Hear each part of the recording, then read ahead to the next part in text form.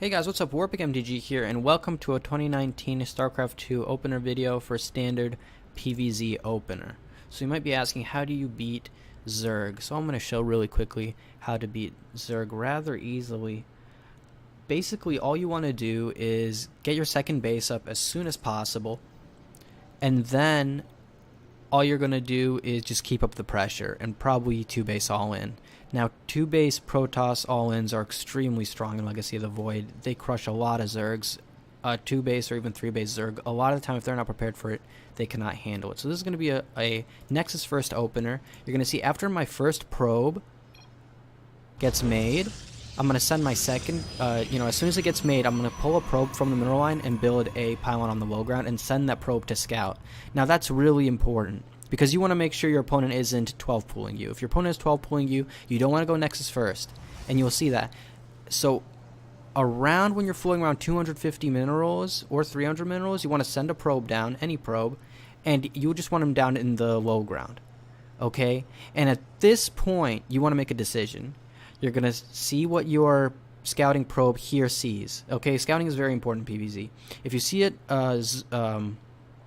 a drone down here or an expansion down here, you're safe to Nexus first. Okay? If you don't see a drone or an expansion up here, you want to take this probe, you want to move up to the mineral line, and you'll probably see a gas and a spawning pool. That's when you need to start being like, oh shit, I need to throw down a gateway.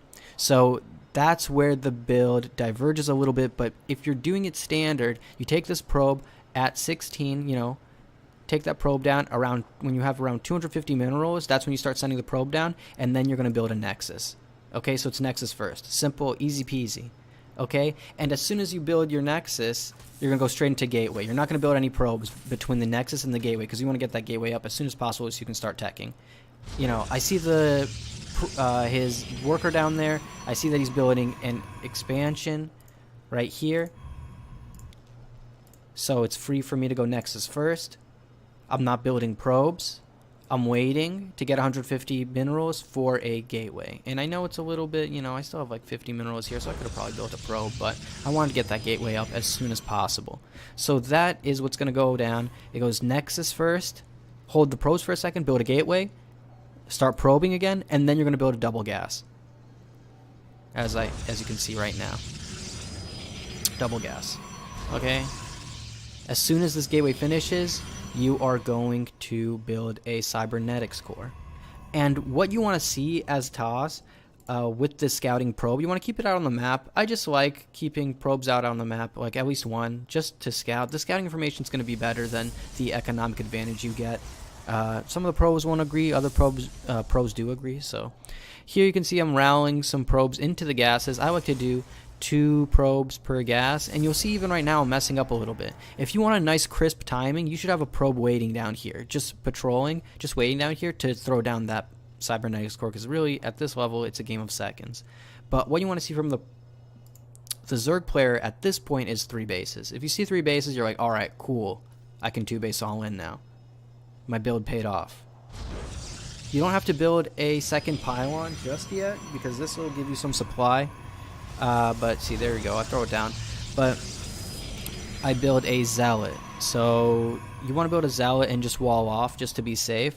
So once this Nexus finishes, so once you get that cybernetics core plopped down, you can build that zealot. And something you'll notice from me is I hold my on to my chrono boost until pretty late. See, I just now started using chrono boost. I don't like to use too much chrono boost because you don't really know what's going to happen later in the game. Maybe you need to chrono out a zealot because the Zerglings are coming or something. So, I'm rather sparing with my chrono boosts. And once this cybernetics core finishes up, once you have 100, you're going to build, as soon as this finishes up, you're going to build a stalker here to shoo away overlords, and you're going to start gateway research. Okay? And then with your next 100 gas, while you're building probes, so you want to keep building probes, but with having 2 probes queued up, just building, once you get 150 minerals, you're going to throw down a robo facility. And this is going to be the start of a 2-base DT drop charge law immortal all in.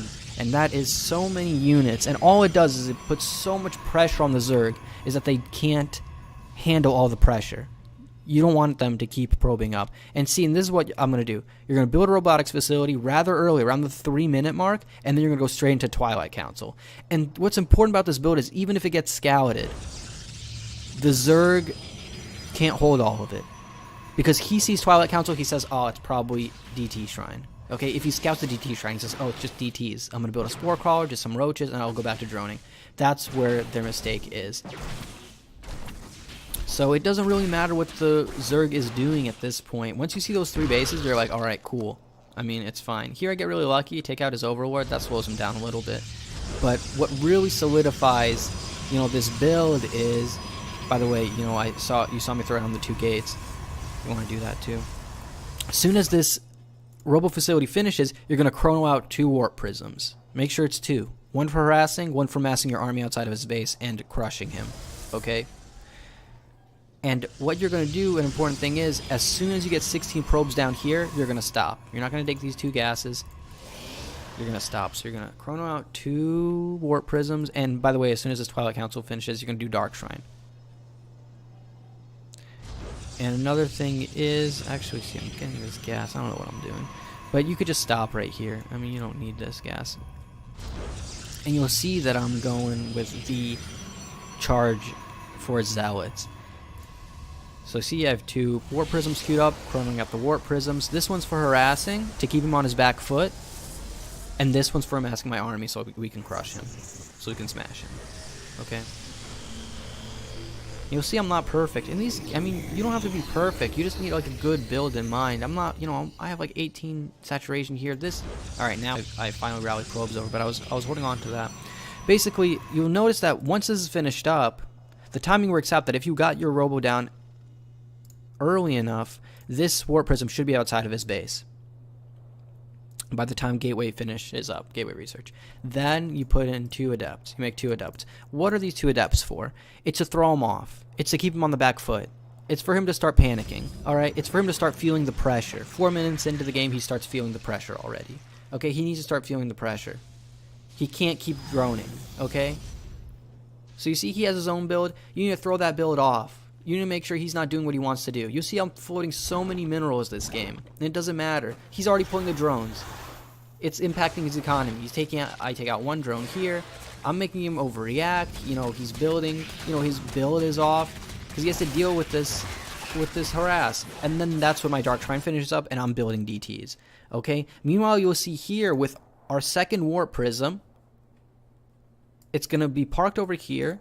And it's going to start harassing him and start massing our charge lots. Okay?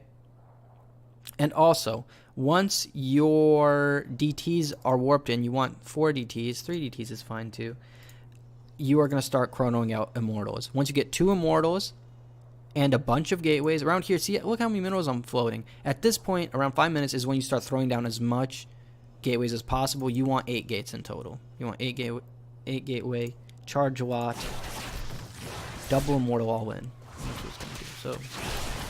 So, my DTs are harassing. I've got DTs here, DTs up here. I've got these Adepts over here, DTs over here, and it's just like, they're not doing too much damage. If you look at how many workers I've killed, alright, 8 workers, that's a good amount, but it's just, these 2 bases are not mining. He's on 1 base right now.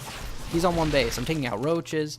You know, I take out a couple drones over here, but this is just keeping him from mining. It's messing with his build. It's messing with his income. He's not mining over here.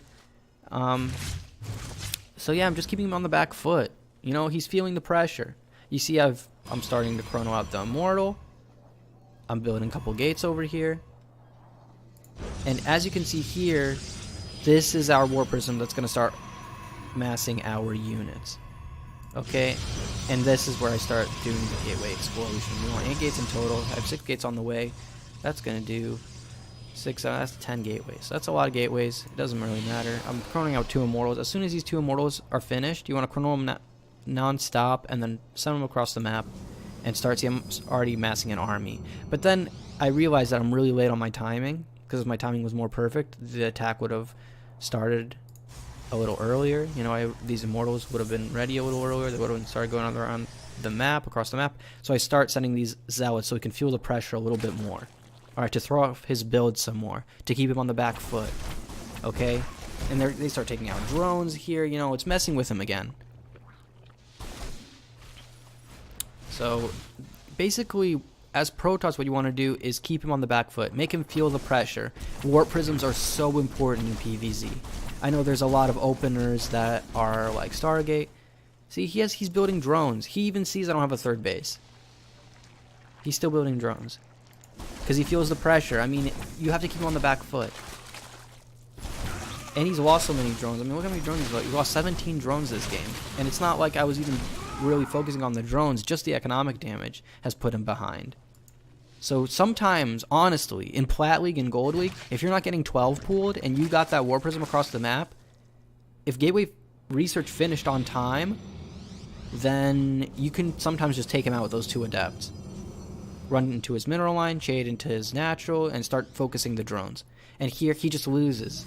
I mean, you can't win with against 2 Immortals, a bunch of charge lots. You know, when he's been harassed all game, he can't handle this. This is just too much. He loses.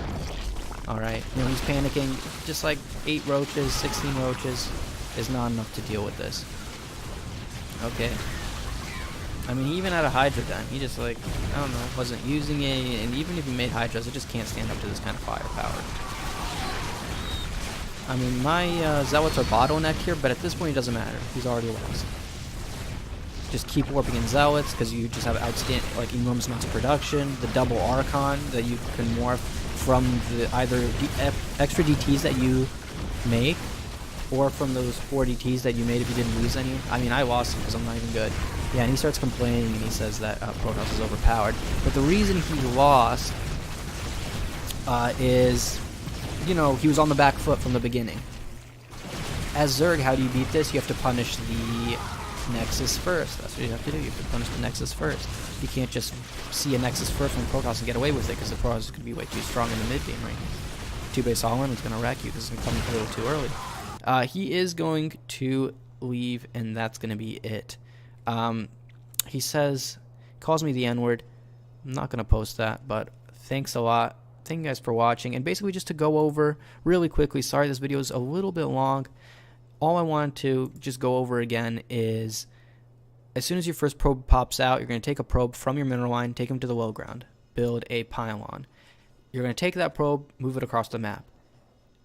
This build is a Nexus first. So you're going to build a Nexus at 16 probes or 17 probes. Either or, it doesn't matter. As long as that Nexus is first, then you cut probes as soon as you throw down the Nexus, and then build a gateway. And that's when you start teching. But there needs to be a decision that has to be made. If you go blind Nexus, you run the risk, blind Nexus first, you run the risk of being 12 pooled and just being blown up. So with that probe that you build the pylon with, that you send across the map, you check, like I said earlier in the video, if he has an expansion, you're good to go with the Nexus first. Then you wall off, and you're good to go, and then you're checking for the third. If he doesn't have a third, then he is probably going for a 2-base all-in, going for Zergling drops, or a Roach Ravager all-in, or a Baneling bust. So he's going one of those 3 things. I think Baneling bust is the least common. He's probably going to go for Zergling drops, or Roach Ravager all-in. So, but this is kind of the process that you need to think. In order to beat, you know, high-level play, you need to have these decision trees that you're thinking about. What's he doing next? What's he doing next? What's he doing next? Can I get away with this? You know, so Nexus first thought process is, if he's going 12 pool, I need to throw the gateway down first before my Nexus. If he's not going 12 pool, and you see the expansion with that first probe you sent across the map, then you are free to go Nexus first, cut the probes, build a gateway, send another probe down, just parked here. He doesn't have to be mining, just chilling. As soon as that gateway finishes up, by the way, as that gateway is finishing up, go double gas. And once that gateway is finished up, you will build the Cybernetics core. And then once Cybernetics core finishes up, Stalker, Cyber Core Gateway Research, and then throw down the Robo and then the Twilight Council with your next 2 gases. Double chrono boost 2 warp prisms, and that's going to be it. You start harassing with the double adept, with the DTs. Then with your next 100 gas, you start the charge lot research, And you could do charge watt research once you morph in your 3 or 4 DTs. I mean, it doesn't really matter. But yeah, and while Twilight is finishing up, you build 2 more gateways. So that's going to be it, guys. Thank you guys for watching. Please watch the video again if you missed some details, or just message me in the comment section below. Thank you guys for watching, and I'll see you guys next time.